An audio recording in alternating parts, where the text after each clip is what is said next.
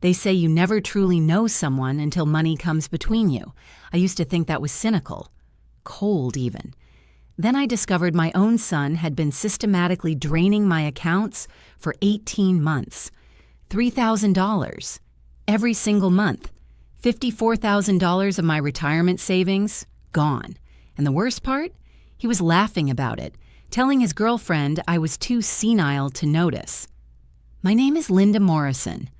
I'm 72 years old, a retired high school English teacher from Toledo, Ohio, and I never imagined I'd be sitting here telling this story.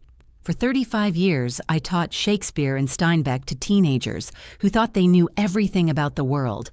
I taught them about betrayal in literature, about Brutus and Caesar, about the knife that cuts deepest being the one wielded by those we love. I just never thought I'd be living it. I'm a widow. My husband James passed away 6 years ago after a sudden heart attack. We'd been married for 43 years. He was my everything. And when he died, my world shattered into a million pieces.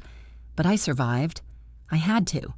For myself and for our son, David. David was our only child. We'd tried for years to have children, gone through treatments, suffered through miscarriages. When David finally came into our lives, he was our miracle, our perfect, beautiful miracle. Maybe that was the problem. Maybe we loved him too much, protected him too much, made excuses for him when we shouldn't have. Looking back now with the bitter clarity that only betrayal can bring, I can see the warning signs we ignored. When David was 16, his baseball coach called us in for a meeting. Money had been going missing from the team's equipment fund. Small amounts at first, then larger sums. The coach couldn't prove anything, but the theft stopped after David quit the team. James and I told ourselves it was just teenage stupidity. Kids make mistakes, right? In college, David maxed out the credit card we'd given him for emergencies. $8,000 on God knows what. He cried, apologized, promised it would never happen again. We paid it off and closed the account. We told ourselves he was young, learning to manage money, that everyone makes financial mistakes in their 20s. When he was 30, he asked to borrow $15,000 to start a business. A consulting firm, he said. He had clients lined up, just needed startup capital. 6 months later, the business was gone, and so was our money. Bad economy, he explained. Bad timing. We wrote it off. These things happen. I see it all so differently now. The pattern was always there. We just loved him too much to see it. After James died, I felt completely lost. The house we'd shared for decades suddenly felt enormous and empty. I'd wake up in the middle of the night reaching for him, only to find cold sheets. The silence was suffocating. I'd find myself setting 2 plates for dinner before remembering. The grief counselor I saw told me it was normal, that it would get better with time. She was right, but those first 2 years were unbearable. David was wonderful during that time. I have to give him that. He was 43 then, still unmarried, working in sales, or at least that's what he told me. He'd come by twice a week, help me with things around the house, take me to dinner. We'd talk about his father, share memories, cry together. Having him there made the grief bearable. He was all I had left of James. About a year after James passed, David suggested we set up a joint checking account. Mom, he said, sitting at my kitchen table, that same table where we'd shared thousands of family dinners. I worry about you. What if something happens? What if you fall or have a medical emergency and I can't access your accounts to pay your bills? Let me be added to your main checking account, just for emergencies. It made sense. Perfect sense, actually. I was getting older. My knees were starting to go. I'd had a scare with my blood pressure. What if I did end up in the hospital, unable to manage my own affairs? David was my son, my only family. Of course I trusted him. We went to the bank together on a Tuesday morning. I remember because it was raining, one of those steady Ohio rains that seems to soak into your bones. The banker, a young woman with a professional smile, walked us through the paperwork. You're adding your son as a joint account holder with full access, she confirmed. He'll be able to make deposits, withdrawals, transfers, everything you can do. That's right. I said, signing my name on the dotted line. David squeezed my shoulder affectionately. "You're doing the right thing, Mom. I'll take care of everything if you ever need me to." That was 3 years ago. For the first year and a half, everything was fine. Better than fine, actually. David became even more attentive. He'd call me almost every day, stop by for dinner at least once a week. He'd bring takeout from my favorite Chinese restaurant, or sometimes he'd cook, though he wasn't particularly good at it. We'd watch old movies together, James's favorites. Casablanca, The Maltese Falcon. David would fall asleep on the couch, and I'd cover him with the Afghan I'd crocheted years ago. I wasn't checking my bank statements carefully. I admit that.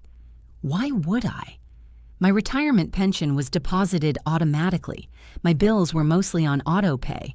I'd glance at the balance online once in a while, see that it looked reasonable, and move on. I was busy with my book club, my church activities, my Tuesday bridge games with the girls. I was finally starting to feel like myself again, like I could breathe without that crushing weight of grief on my chest. Money had never been something I worried about. James and I had been careful savers. We'd paid off the house 20 years ago. We didn't live extravagantly. Between my teacher's pension, James's life insurance, and our combined retirement savings, I had enough to live comfortably for the rest of my life, or so I thought. David started dating someone about 2 years ago. Her name was Brittany. She was 31, worked as a bartender, had bleached blonde hair and long acrylic nails that clicked when she typed on her phone, which was constantly. I tried to like her. I really did. David seemed happy, and that's all a mother wants, right? But there was something about her that made me uncomfortable. The way she'd look around my house, assessing. The way she'd ask pointed questions about my finances and estate planning. The first time I met her, David brought her to Sunday dinner. I'd made pot roast, James's favorite. I thought it would be a nice gesture. Brittany picked at her food, scrolling through her phone between bites. "So, Linda," she said, finally looking up, "David tells me you own this house outright. That's smart. Real estate is such a good investment." "We paid it off 20 years ago," I said, uncomfortable with the direction of the conversation. "And you live here all alone? In this big house?" She looked around the dining room, and I could almost see her calculating square footage, property value. "You ever think about downsizing? Moving into one of those senior communities?" "I'm quite happy here, thank you." Sure. But I mean the upkeep on a place like this, the property taxes. Seems like a lot for one person." She reached over and squeezed David's hand. "We were just saying the other day how David could help you manage all that. Maybe even move in, help with expenses." David had smiled at her like she'd said something brilliant instead of something calculating and transparent. Another time, maybe 3 months later, Brittany showed up at my house alone. David was supposedly at a work conference. She had a folder with her, brochures. "I was in the neighborhood," she said, though I knew she lived across town, "and I wanted to show you these." She spread glossy pamphlets across my coffee table, senior living communities, assisted living facilities, just to have information, for planning. "Brittany, I'm 71, not 91. I'm perfectly capable of living independently." "Of course you are.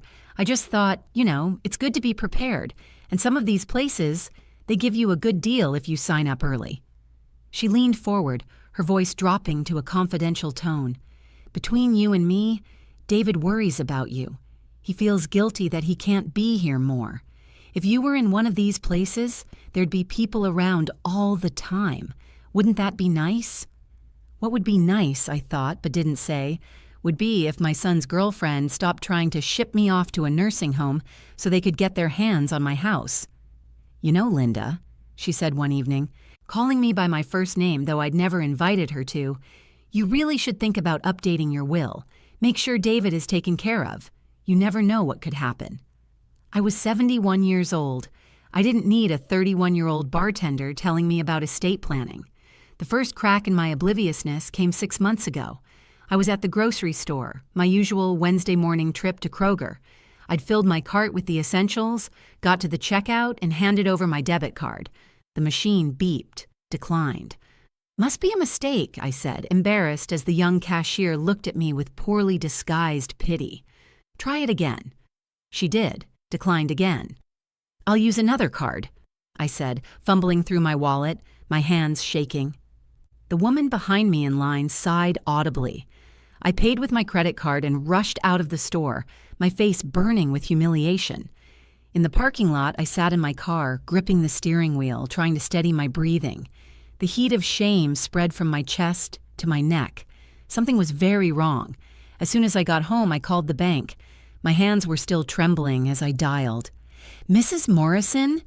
the customer service representative said, her voice professionally neutral. "Your checking account balance is currently $472. I felt my stomach drop. The room seemed to tilt. That can't be right. I had over $8,000 in there last week. There was a pause.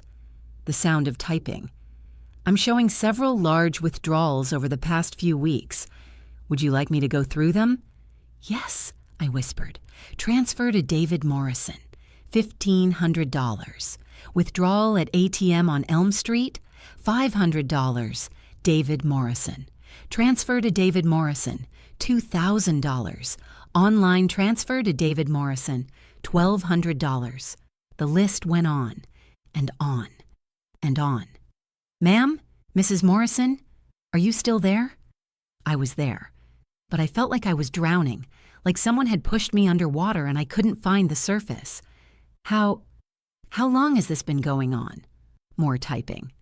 "I'm seeing similar patterns going back, approximately 18 months. 18 months. A year and a half. While I'd been grieving my husband, rebuilding my life, treasuring my time with my son, he'd been robbing me blind. I hung up and sat in my kitchen, staring at nothing. The clock above the stove ticked loudly. Outside, I could hear children playing in the neighbor's yard, their laughter cutting through my shock like glass. I thought I might be sick. I made it to the bathroom just in time, retching over the toilet, my body rejecting the reality of what I'd just learned. I didn't confront him immediately. I've always been methodical, a trait that served me well as a teacher. You don't walk into a classroom full of teenagers without a plan. So I didn't confront my 45-year-old son without gathering every shred of evidence first. I drove to the bank the next morning. I asked for printed statements. Every single one for the past 3 years. The banker, a different woman this time, older, with kind eyes, seemed to sense something was wrong. She didn't ask questions, just printed everything and put it in a large envelope. At home, I spread the statements across my dining room table. This table where we'd celebrated David's birthdays, where James and I had done our taxes every year, where I'd graded thousands of essays. Now it held the evidence of my son's betrayal. I started highlighting the withdrawals, using the same green highlighter I'd used for decades to mark good passages in student essays. But there was nothing good here, just theft after theft after theft. It had started small, $200 here, $300 there, cash withdrawals that I could have mistaken for my own if I'd been checking. But then it escalated. By month 6, he was taking over $2,000 monthly. By month 10, it was $3,000, like clockwork, sometimes more. I calculated the total 3 times because I couldn't believe it, couldn't accept it. $54,347 gone. That night, I couldn't sleep. I lay in bed staring at the ceiling, my mind racing. Every good memory with David was now tainted. Every dinner, every conversation, every "I love you, Mom." Had it all been manipulation? Had he ever loved me? Or had I just been a bank account with emotional attachments? I must have looked terrible the next day because my friend Margaret noticed immediately. We were at our Tuesday bridge game, and I'd just bid completely wrong, not paying attention to my hand at all. "Linda?" Margaret set down her cards and looked at me with concern. "Are you feeling all right? You look pale." "I'm fine," I lied, but my voice cracked. "You are most definitely not fine." Margaret has known me for 30 years. We taught at the same high school. She knows when I'm lying. "Girls, give us a minute." The other two women nodded, moving to the kitchen to refill their coffee. Margaret pulled her chair closer to mine. "What's happened?" I don't know why I broke down then. Maybe because she asked with such genuine care. Maybe because I couldn't carry the weight alone anymore. But I told her. Everything. The withdrawals, the amounts, the timeline. As I spoke, Margaret's face went from concerned to horrified to angry. "That son of a—" She stopped herself. "Linda, you need to call a lawyer today, not tomorrow, today." "I don't even know where to start." "Phil Blackstone, he handled my sister's estate. He's tough but fair." She grabbed her phone. "I'm calling him right now." Before I could protest, she was on the phone, explaining the situation in the clipped, no-nonsense tone she used to use with administrators who weren't doing their jobs. Within an hour, I had an appointment for the next morning, but I wasn't done gathering evidence. That evening, I did something I'm not proud of. I created a fake Facebook profile. Sarah Johnson, complete with a generic profile picture I found online. I sent friend requests to both David and Brittany. Brittany accepted within an hour. What I found on her page made me physically ill. Photos of her at expensive restaurants. Bae treating me right. A picture of a designer handbag. "Look what my man got me." A photo from a weekend trip to Chicago. Living my best life thanks to Babe's generosity. And then, the one that made me screenshot everything immediately. A post from 3 weeks ago. "When his mom is loaded and doesn't even check her accounts, LOL. We eating good tonight, ladies." My son's girlfriend was bragging on social media about stealing from me. And David had liked the post. I took screenshots of everything. Every post, every photo, every comment. My hands were shaking so hard I could barely work my phone. But I got it all. Evidence. Cold, hard, digital evidence. The next morning, I met with Phil Blackstone. His office was downtown in one of those old buildings with high ceilings and dark wood paneling. He was in his 60s, gray-haired, with sharp eyes behind wire-rimmed glasses. I laid out the bank statements on his desk, then the screenshots, then the timeline I'd created, color-coded and detailed. Phil studied everything in silence. When he finally looked up, his expression was grave. "Mrs. Morrison, this is textbook financial exploitation of a vulnerable adult. Your son had legal access to the account, which complicates things criminally, but civilly, you have options. And frankly, he's been incredibly stupid about it. This social media evidence is damning." "What are my options?" "First, we close that joint account immediately, today. Then we open new accounts in only your name. We change any automatic deposits or payments. We cut off his access completely." "And then?" "Then you decide if you want to press charges. With this amount of money and this evidence, the prosecutor would likely be interested. We're talking about potential felony theft." The thought of my son in jail made my stomach turn. But then I thought about that Facebook post, about him laughing with Brittany about my senility, about 18 months of calculated theft while he pretended to care about me. "Let me think about the criminal charges," I said. "But yes, to everything else. Cut him off. Today." We spent the next 3 hours at the bank. New accounts, new checks, new debit cards, new login information for everything. I moved money from savings to checking. I updated my direct deposit information for my pension. I changed every single password on every single financial account I had. By the time I left the bank, it was mid-afternoon. I was exhausted, both physically and emotionally. But I felt something else, too. Something I hadn't felt in months. Control. For the first time since that declined card at Kroger, I felt like I was taking action instead of being a victim. That night, David called. "Hey, Mom, just checking in. Haven't talked to you in a few days." My heart was pounding. "I'm fine, David." Good, good.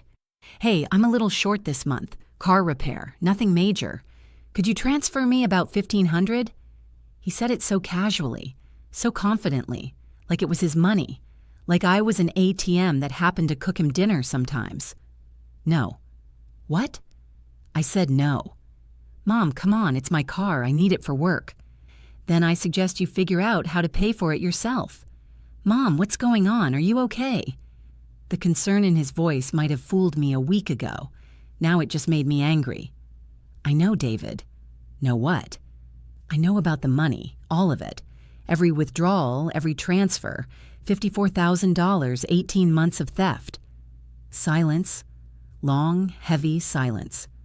"Mom, I can explain." "Don't. Just don't. I've closed the joint account. You no longer have access to my money." "You can't do that. That's my account, too." "It's my money, David. It was always my money. You were supposed to have access for emergencies, not to fund your lifestyle and buy gifts for your girlfriend." "This is crazy. Brittany said you'd do something like this. She said you were getting paranoid in your old age." "Oh, Brittany said that, did she?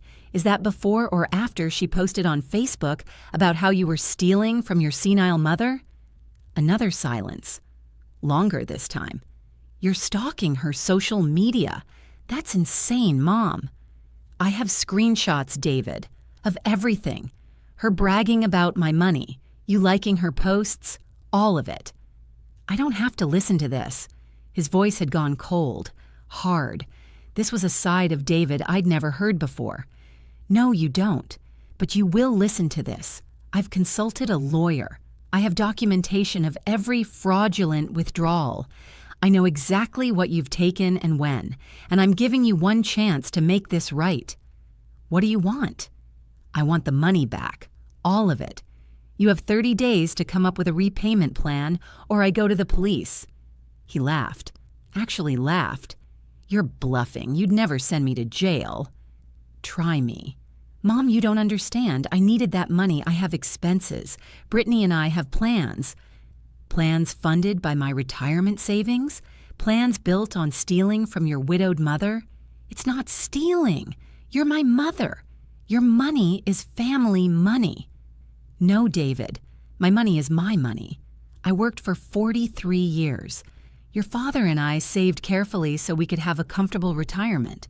He died and I'm alone, and I plan to use that money to take care of myself, not to bankroll your life. You're being selfish after everything I've done for you." "Everything you've done for me? You mean visiting me while you systematically robbed me? That's not love, David. That's not care. That's called being a con artist. I want you to know you're making a huge mistake. You're going to regret this. The only thing I regret is trusting you. You're going to die alone, you know that? Bitter and alone. And it'll be your own fault." The words should have hurt. A week ago, they would have destroyed me. But now, after everything I knew, they just made me sad. Sad for the man my son had become. Sad for myself, for the years I'd wasted believing in someone who never existed. If being alone means being safe from people who pretend to love me while stealing my future, then I'll take alone. This isn't over. Yes, David, it is. I hung up before he could respond. My hands were shaking. My heart was racing. I thought I might cry, but the tears wouldn't come. Instead, I felt something unexpected. Relief. The confrontation I'd been dreading was over, and I'd survived it. The next few days were chaos. David called repeatedly. I didn't answer. He left voicemails ranging from angry to pleading to threatening. I saved them all just in case. Brittany called too, screaming about how I was ruining their lives, how David was a good man and I was too stupid to see it, how I deserved to be alone. I blocked both their numbers. Then came the call from David's landlord, Bradley Chen. His rent check had bounced 2 months in a row. He wanted to know if I'd cover it. The assumption that I would, that David had been so confident I would, told me everything I needed to know about how he'd been planning his future. My money was his backup plan, his safety net, his endless resource. I told Mr. Chen the truth, every bit of it. He was shocked, apologetic, and proceeded with eviction proceedings. David's calls became more desperate after that. The facade was crumbling. Without access to my money, his carefully constructed life was falling apart. Good. It's been 4 months now. Phil Blackstone advised against pressing criminal charges. It'll be a long, painful process, Linda. Court appearances, testimony, media attention. Are you prepared for that? I thought about it. Really thought about it. No, I finally said. I just want peace. Then you've done what you needed to do. You've protected yourself. You've cut him off. Sometimes that's enough. Is it enough? I don't know. Some days I wake up and I'm angry all over again. Other days I'm just sad. Sad for the little boy who used to catch fireflies in our backyard. Sad for the teenager who brought me dandelions picked from the yard, thinking they were the most beautiful flowers in the world. Sad for the young man who cried at his father's funeral and held my hand like he'd never let go. That person either never existed or he died somewhere along the way. The man who stole from me, who laughed about it with his girlfriend, who tried to manipulate me even after being caught. That's who David is now. I've heard through mutual acquaintances that he and Brittany broke up. Apparently, without my money, he wasn't quite as generous, and she wasn't quite as interested. He lost his apartment and is living with a friend. He's struggling. Part of me, a small part, feels sorry for him, but it's a very small part. I started seeing a therapist about 2 months ago, Dr. Patricia Chen, a woman in her 50s who specializes in family trauma and elder abuse. I resisted at first. I'm from a generation that doesn't really do therapy. We cope. We move on. We don't sit in offices talking about our feelings for $150 an hour. But Margaret insisted, "You've been through trauma, Linda. You need to process it with someone who knows what they're doing." She was right. In therapy, I've learned things about myself I didn't know. I've learned that I struggle with saying no, even when no is the only appropriate answer. That I equate being needed with being loved. That I've spent so much of my life taking care of other people, I forgot how to take care of myself. "What do you think you lost?" Dr. Chen asked me in our third session. $54,000, I said. "What else?" I thought about it, really thought about it. My relationship with my son. What else? My trust in other people, in myself. And what have you gained? The question surprised me. I'd been so focused on what had been taken, I hadn't thought about what I'd found. My power, I said slowly, my agency, my ability to set boundaries and enforce them, my understanding that I'm valuable, with or without David in my life. Dr. Chen smiled. "That's good, Linda. That's really good." The rest of me? The rest of me is learning to live again. Really live.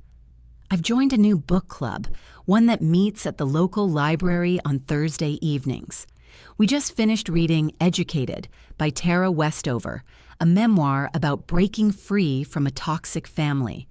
The irony wasn't lost on me. I've started volunteering at a women's shelter, helping women who've been taken advantage of by people they trusted. I share my story. I help them understand that financial abuse is abuse, even when it comes from family, especially when it comes from family. Last Tuesday, I met with a woman named Sarah. She was 34 with 2 small children, and her husband had been controlling all their finances for years. She had no access to bank accounts, no credit cards in her name, no idea how much money they even had. "But he's not violent," she kept saying, as if that made it acceptable. "He just says I'm bad with money, that I don't understand these things." I sat across from her in that small counseling room, holding a cup of terrible coffee from the machine in the hallway, and I saw myself, saw the excuses, the justifications, the desperate need to believe the best in someone who was actively harming her. Financial abuse is a form of control, I told her. It traps you. It makes you dependent.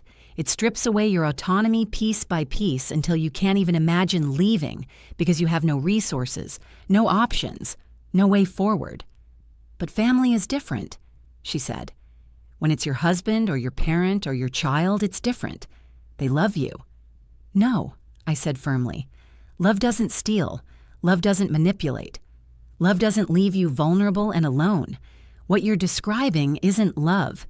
It's control wrapped in the language of love." She started crying then. I held her hand. I told her about David, about the stolen $54,000, about the Facebook posts and the fake concern and the 18 months of systematic theft. I told her about how I'd blamed myself, wondered if I'd been too trusting, too naive, too stupid. "But you weren't stupid," she said, looking at me with red-rimmed eyes. "You loved your son." "Yes." And that's what they count on. These people who hurt us, they count on our love being stronger than our self-preservation. They count on us making excuses for them. They count on us being too embarrassed, too proud, too hopeful to protect ourselves. Working with these women has become part of my healing. Every woman I help see the truth, every person I help towards safety, it feels like taking back a piece of what David stole from me. Not just the money, the trust, the belief in basic human decency. I'm planning a trip to Ireland next spring, something James and I always talked about but never did. I've already booked the flight. I'm going to see the Cliffs of Moher, visit the Book of Kells, drink Guinness in a real Irish pub. I'm going alone, and I'm not scared. I'm excited, and I check my bank statements every single day, not out of fear, but out of vigilance. I'll never be that trusting again. Maybe that's sad. Or maybe it's just wisdom. My body has started healing, too.